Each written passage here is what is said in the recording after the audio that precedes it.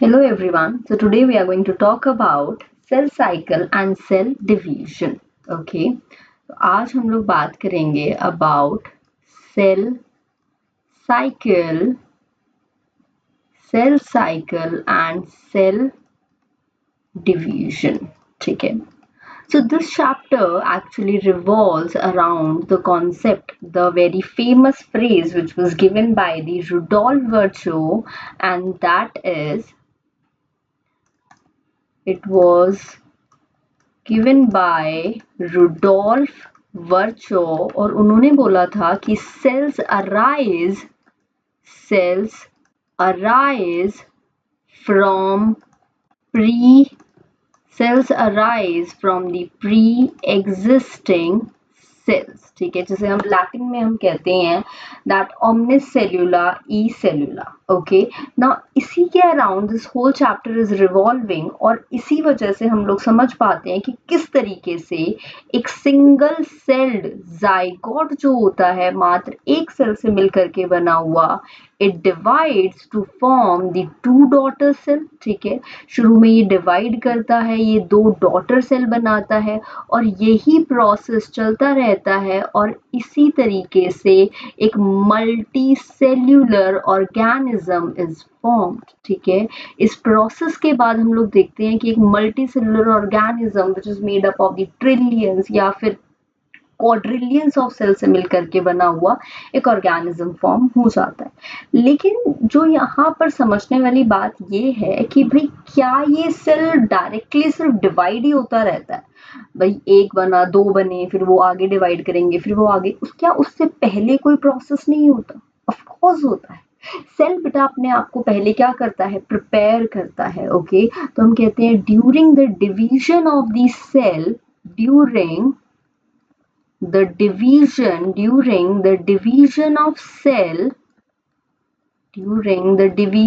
of cell, two processes occurs, that is the cell growth, that is one is cell growth and another one is the DNA replication. Okay, हम कहते हैं कि जब एक cell divide करता है उस टाइम पर वो पहले क्या करता है, अपने डीएनए को रेप्लिकेट करता है. ठीक है, वो सेल की ग्रोथ कर रहा है. And what is the meaning of this cell growth?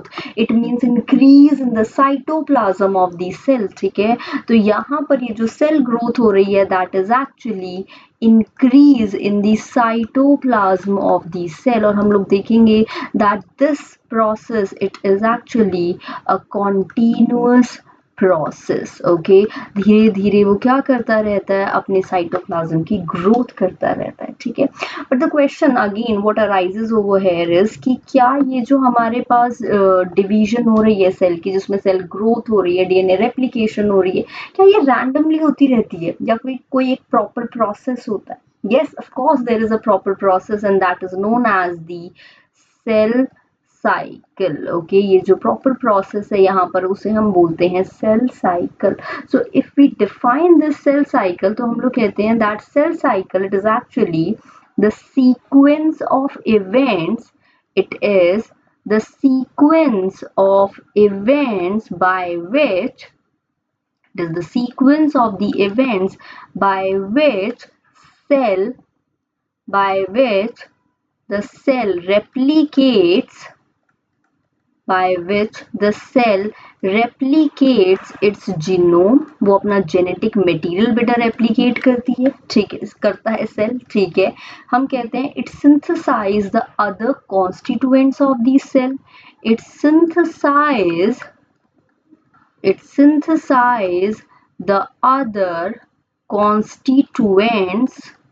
synthesize the other constituents of the cell and eventually जब उसे पता है कि उसने सारा सामान अपना डबल कर लिया है, because it is going to divide into two cell, तो वो पहले सारी चीजों को डबल करेगी and then eventually it divides into two daughter cell. Okay, so eventually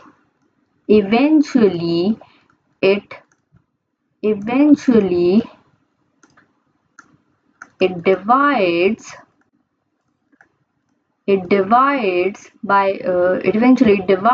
into two daughter cell. Okay, we can say that it is a sequence of events by which the cell replicate कर रहा है, बाकी constituents of the cell बना रहा है, organelles वगैरह की formation कर रहा है, and it eventually divides into two daughter cell. Okay, अब ये जो सारा का सारा process है यहाँ पर, this is all under the genetic control. ठीक है, ये जो पूरा process है बच्चा, it is all under genetic control. हम आगे देखेंगे कि कुछ प्रॉपर प्रोटीन्स होते हैं जो कि यहाँ पर इस प्रॉपर सेल साइकिल को चलाने में मदद करते हैं. ठीक है, ओके. नाउ हम लोग यहाँ पर कह रहे हैं कि भाई सेल की ग्रोथ हो रही है, डीएनए रेप्लिकेट कर रहा है, उसका साइटोप्लाज्म बढ़ रहा है, तो क्या हम कह सकते हैं कि भाई सेल ग्रो कर रहा है? Of course we can see that cell grow कर रहा है. और हम यहाँ पर कह रहे हैं that सेल डिवाइड भी तो कर रहा है, तो it is forming the two daughter cell. तो यहाँ पर रिप्रोडक्शन हो रहा है, नंबर भी इंक्रीज हो रहा है. So we can say that growth and reproduction, we can say that growth and reproduction are the characteristic features of the cell. Growth and reproduction are characteristic. Growth and reproduction, these are the characteristic features. किसके characteristic features हैं बेटा? Cell के. और हम लोग कहते हैं कि भाई एक लिविंग को आप एक नॉन लिविंग से कैसे डिफरेंशिएट करते हो? तो भाई उसके पास सेल है ना. ठीक है, so if growth and reproduction these are the characteristic features of the cell, तो हम कहते हैं these are the characteristic feature of indeed all the living organisms. ठीक है, of indeed all living organisms. Okay, ना अब जिस सेल साइकिल के बारे में हमने बात की है, तो क्या ये जो सेल साइकिल है वो एक हर ऑर्गेनिज्म में उसकी ड्यूरेशन सेम ही रहती है? नो बेटा, नॉट ओनली हम कहते हैं ऑर्गेनिज्म में भी सेम नहीं रहती है, from cell type to cell type भी ये जो ड्यूरेशन होती है वो डिफर करती है. Okay, so we can say that the duration of the cell cycle, it varies. Okay, duration of cell cycle, it varies. Duration of the cell cycle, it varies from organism organism to organism, and from cell type to cell type. Okay, the example which is given in the NCERT, we can take that and understand this. भाई हम कहते हैं कि अगर जो हम generally एक human cell के बारे में बात करते हैं, ठीक है, तो उसकी जो ड्यूरेशन होती है सेल साइकिल की, दैट इज अप्रोक्सीमेटली 24 आवर्स की सेल साइकिल है.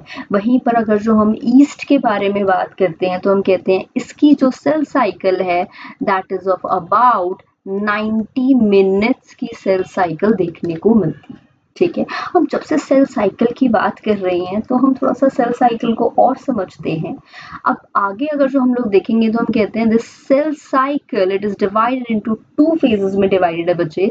Cell cycle it is divided into two phases. Okay, ये जो पूरा का पूरा यहाँ पर सेल साइकिल परफॉर्म किया जा रहा है उसको हमने अपनी अंडरस्टैंडिंग के लिए दो फेज में डिवाइड किया है, and that is the interphase and another one it is the M phase, या फिर इसे माइटोटिक फेज भी बोल दिया जाता है. ठीक है, okay.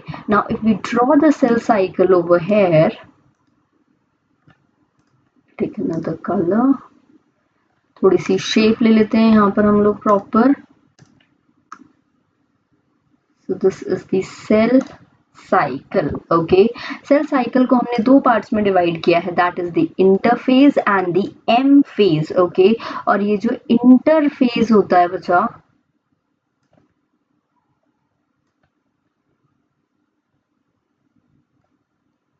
Okay, this whole process over here, यहाँ पर हम कहते हैं कि अगर जो एक सेल प्रेजेंट है, ठीक है, तो it will undergo some processes, ठीक है, and eventually it will divide into two daughter cell के अंदर वो डिवाइड हो जाएगा। तो ये जो पूरा का पूरा यहाँ पर पोर्शन है जो कि 95% of the duration of the cell cycle से भी ज्यादा होता है जनरली, उसे हम कहते हैं इंटरफेज। ओके, ये जो हमारे पास पूरा फेज प्रेजेंट है, this is known as the interphase of the cell cycle. और ये जो पोर्शन है जो कि जनरली देखा जाता है कि it occurs for less than 5% of the duration of the cell cycle, इसे हम कह देते हैं एम फेज। ओके, तो ये जो हमारे पास पूरा प्रेजेंट है, this portion it is actually the interphase. और ये वाला जो हिस्सा है which occurs less than 5% of duration of cell cycle, it is called as the M phase. But this interphase actually उसको हम लोग और तीन सब स्टेजेस के अंदर डिवाइड, तीन स्टेजेस में डिवाइड कर देते हैं। That is the G1 phase, one second, और बड़ा फेज होता है यहाँ पर, तो G1 phase, then we has the S phase and the G2 phase. Okay, and this M phase, it is also further divided into the prophase, then metaphase, anaphase,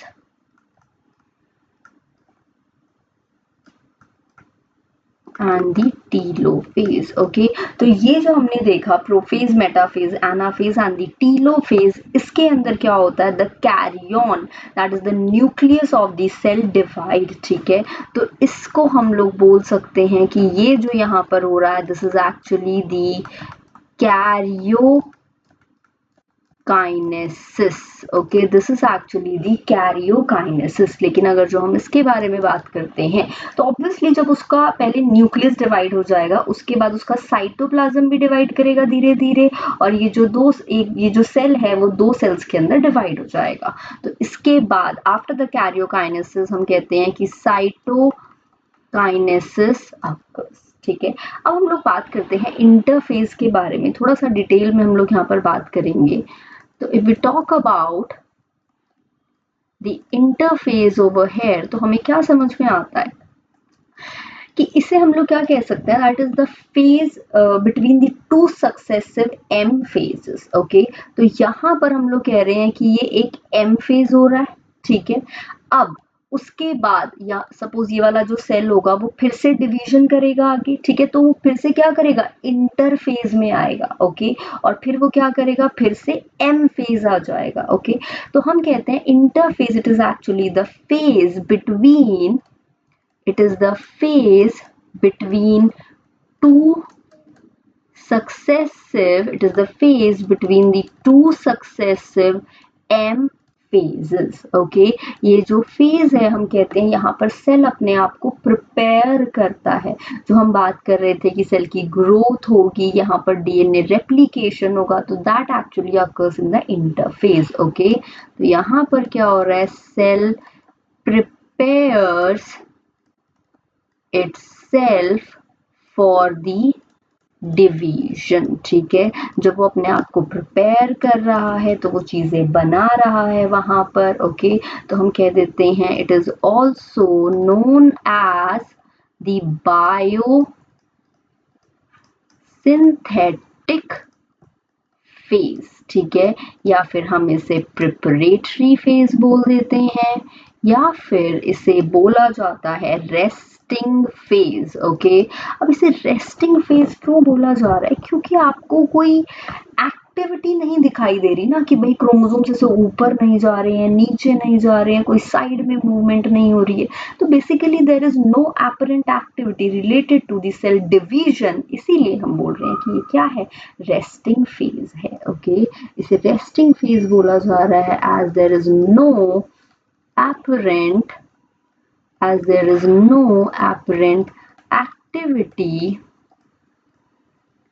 related to cell division. लेकिन अगर जो हम लोग ironically बात करते हैं तो हम कहते हैं कि it is the most active phase and intense growth जो होती है वो इसी फेज में होती है, ठीक है। Most active phase and intense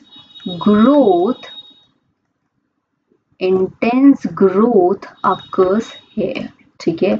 और ये तो हम पहले ही बात कर चुके हैं, that is a very, it is a very prolonged phase, is a very prolonged phase, जो कि हम कहते हैं that occurs for the very prolonged phase which occurs for more than 9, generally हम ये चीज कह देते हैं that occurs for more than 95% of duration of cell cycle, ठीक है ना। हमने इंटरफेस को एक्चुअली 3 सब स्टेजेस के अंदर डिवाइड किया हुआ है, and that is the G1, S and the G2 phase. Okay, so now we are going to talk about the G1 phase. Okay, G1 phase के बारे में बात करते हैं। तो G1 फेज को एक्चुअली हम लोग क्या कहते हैं, इसे बोला जाता है गैप 1 फेज, ठीक है। भाई इसे गैप 1 फेज हम लोग क्यों बोल रहे हैं, क्योंकि देखो माइटोसिस हो रही है यहाँ पर, ठीक है। उसके बाद जब ये वाला जो सेल है वो आगे डिवाइड करेगा, इंटरफेज में आएगा, वो फिर से प्रिपेयर करेगा अपने आप को, तो it is going to enter into the G1 phase. उसके बाद हमारे पास S फेज आ जाता है, जहां पर हम कहते हैं कि DNA रेप्लिकेशन अकर्स, ठीक है। This is the first gap, okay, जहां पर वो अपनी चीज, जहां पे वो ऑर्गेनेल्स वगैरह को डुप्लीकेट करेगा। बट ये पहला गैप है किसके बीच में, गैप 1। क्या है ये, actually it is the interval between, it is the interval between mitosis and initiation of DNA. It is the interval between the mitosis and initiation of the DNA replication, ठीक है। तो इसी वजह से हम लोग इसे पोस्ट माइटोटिक फेज भी बोल सकते हैं, क्योंकि माइटोसिस के बाद होगा ये, ठीक है। पोस्ट माइटोसिस, एक्चुअली से माइटोटिक बोला जाता है, it is also called as the post mitotic phase बोल सकते हैं, या फिर हम इसे प्री डीएनए सिंथेसिस फेज भी बोल सकते हैं, ठीक है। ओके, नाउ इस फेज के बारे में बात करते हैं। तो हम कहते हैं मोस्ट ऑफ दी जो ऑर्गेनेल्स होते हैं उसका डुप्लीकेशन कहाँ हो जाता है, G1 फेज के अंदर, ठीक है। हम कहते हैं कि भाई मोस्ट ऑफ दी, ज्यादातर आप देखोगे most of the cell organelle duplicates here, ठीक है। अब जब ज्यादातर ऑर्गेनेल यहाँ पर डुप्लीकेट कर जाते हैं, तो ये वाला जो फेज है compare to the S and the G2 phase, बच्चा कैसा होता है, काफी बड़ा फेज होता है, ठीक है। जब इंटेंस ग्रोथ हो, मतलब जब यहाँ पर बहुत सारे ऑर्गेनेल डुप्लीकेट कर रहे हैं, तो ऑब्वियसली टाइम लगेगा। तो ये कंपेयर टू अदर वन थोड़ा सा बड़ा फेज होता है, ठीक है। ओके, हम कहते हैं कि यहाँ पर सेल एक्चुअली क्या कर रहा है, डुप्लीकेशन कर रहा है, लेकिन क्या नहीं कर रहा है, that is no DNA replication occurs here, ठीक है। कि भाई वो अपना DNA यहाँ पर रेप्लिकेट नहीं करता है, ठीक है, लेकिन वो इसके लिए तैयारी जरूर करता है। जैसे कि हम कहते हैं कि भाई वो यहाँ पर क्या करेगा, इट विल सिंथेसाइज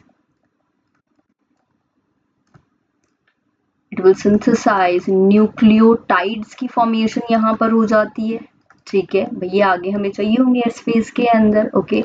इसी के साथ साथ हम कहते हैं ATP वगैरह की फॉर्मेशन हो जाती है, कुछ RNA भी यहाँ पर बन जाता है, हमारे पास RNA की फॉर्मेशन होती है, अमाइनो एसिड्स फॉर्म हो जाते हैं यहाँ पर, some proteins are also formed here, okay।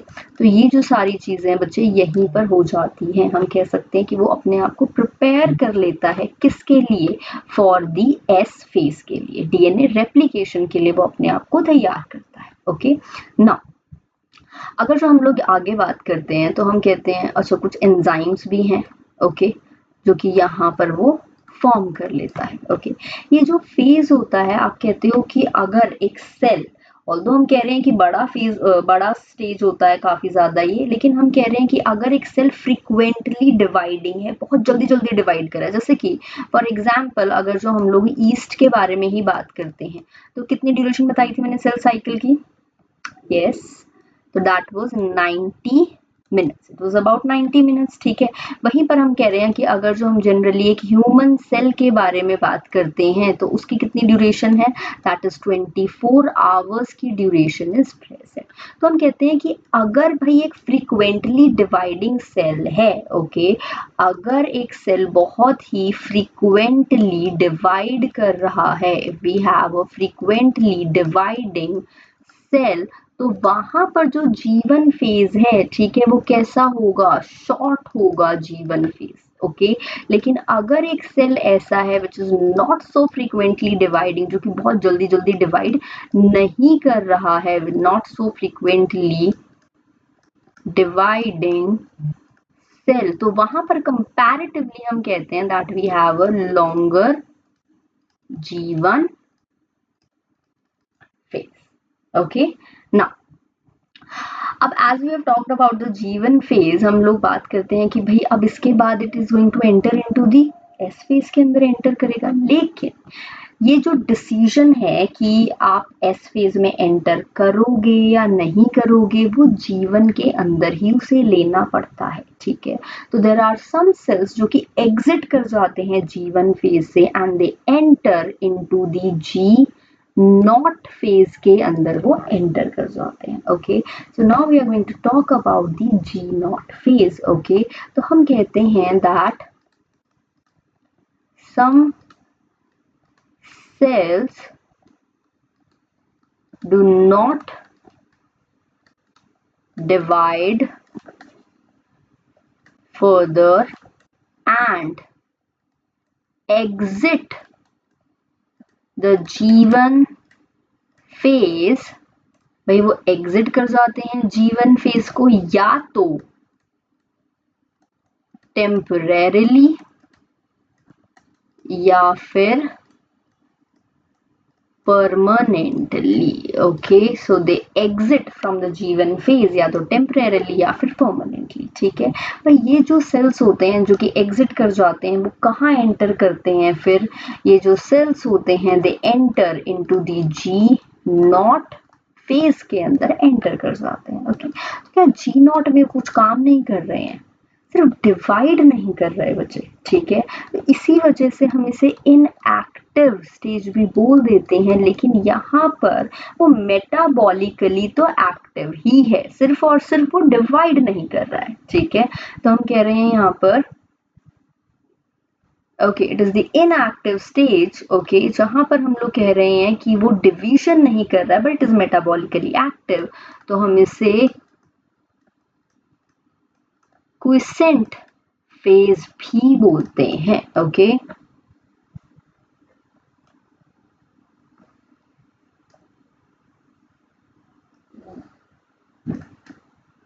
So we also call it as the quiescent phase, okay। तो हम कहते हैं कि G नॉट phase के अंदर क्या हो रहा है? We are saying that cell is metabolically active।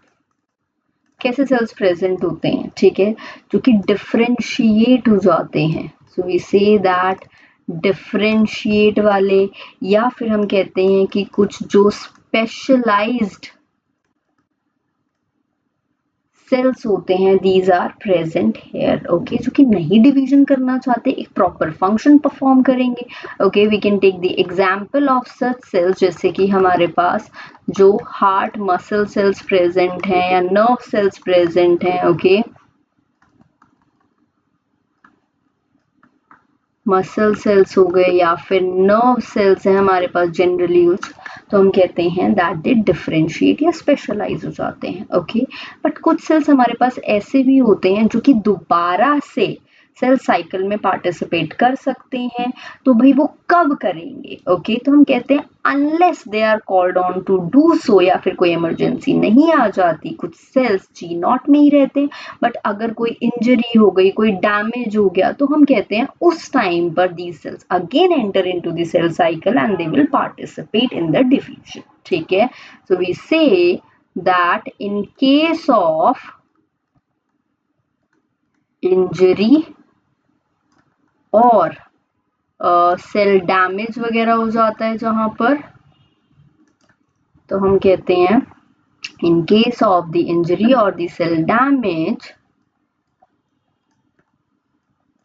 some cells again enter into the cell cycle. Okay, for example liver cells, तो हम कह सकते हैं कि भाई ये जो सेल्स थे वो क्या करते हैं, कुछ टाइम के लिए सस्पेंड हो गए थे, लेकिन अगर जरूरत पड़ेगी तो दे विल डिवाइड अगेन। ठीक है, वहीं पर कुछ हमारे पास सेल्स ऐसे भी हैं जो कि कॉन्टिन्यूसली क्या करते रहते हैं, कॉन्टिन्यूसली डिवाइड करते रहते हैं।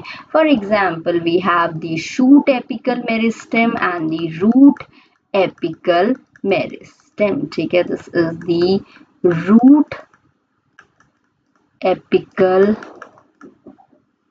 meristem, and another one that we have is the shoot apical meristem. Okay, now अब हम लोग बात करते हैं कि भाई चलो अगर जो वो कॉन्टिन्यूसली डिवाइडिंग करेगा वेरी गुड, तो it is going to enter into the S phase के अंदर, लेकिन एस फेज में एंटर करने से पहले it has to cross through a checkpoint, जिसे हम बोलते हैं G1 S check point. Okay, या फिर इस चेक पॉइंट को हम लोग क्या बोल सकते हैं, we can call it as the major checkpoint, or we can call it as the restriction point.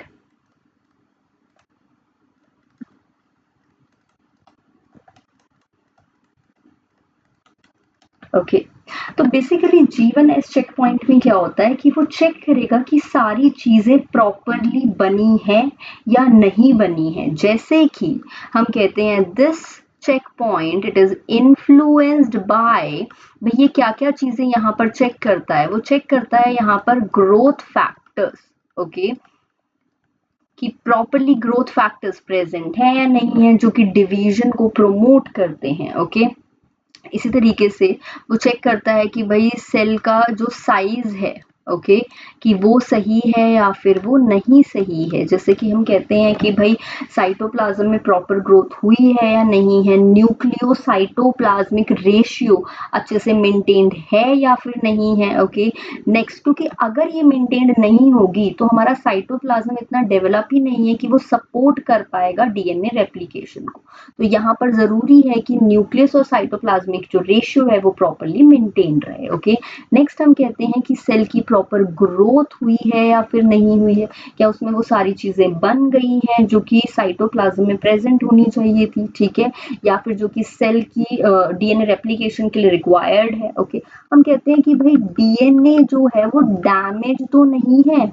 अगर ये डीएनए ही डैमेज होगा तो इसका रेप्लिकेशन करने से तो बच्चा और भी दिक्कत हो जाएगी हमें। तो हमें check if the DNA it is okay या फिर उसको रिपेयर की जरूरत है, क्योंकि अगर रिपेयर की जरूरत होगी तो उसे यहीं पर रोक दिया जाएगा। ठीक है, तो बेसिकली हम लोग इसकी मदद से ये जो चीजें हैं वो चेक की जाती हैं पहले, और ये सब ठीक होगा तो उसे आगे एस फेज के अंदर, एस स्टेज में भेज दिया जाएगा। ठीक है, अब यहाँ पर हमने बात की थी that this is all under the genetic control. तो देयर आर सेवरल प्रोटीन्स बच्चे जो कि इस ट्रांजिशन को कैरी आउट करते हैं। ओके, हम कहते हैं कि भाई जो ये चेक पॉइंट है यहाँ पर आगे जाएगा या नहीं जाएगा, this transition is carried this transition it is carried out by several proteins, and we have cyclin proteins. Okay, ये हमारे पास साइक्लिन प्रोटीन्स प्रेजेंट हैं ट्रांजिशन के लिए and we have cyclin dependent kinases, okay, जिसको हम लोग सीडीकेस भी बोल देते हैं, ओके। ये काइनेजेस बच्चे जब तक काम नहीं करते, जब तक ये एक्टिवेट नहीं होते, unless and until they bind with the cyclin के साथ ये बाइंड नहीं कर जाते। Once they bind with the cyclin they perform their function, ठीक है। तो इनकी एक्टिवेशन के लिए साइक्लिन से बाइंड होना इनका जरूरी होता है। उसके बाद फिर ये सारी चीजें चेक करते हैं, अगर सपोज ठीक होता है तो फिर ये आगे फॉरवर्ड कर देते हैं, यानी कि उसके बाद अब ये जो सेल है हमारा कहां पर एंटर कर जाएगा, इनटू दी एस, या फिर हम इसे क्या बोल देते हैं, इधर it will enter into the S phase, या इसे बोला जाता है सिंथेसिस फेज, ओके। तो इसके बारे में we are going to talk in our next lecture, okay. Till then you can revise this much. Thank you very much, okay.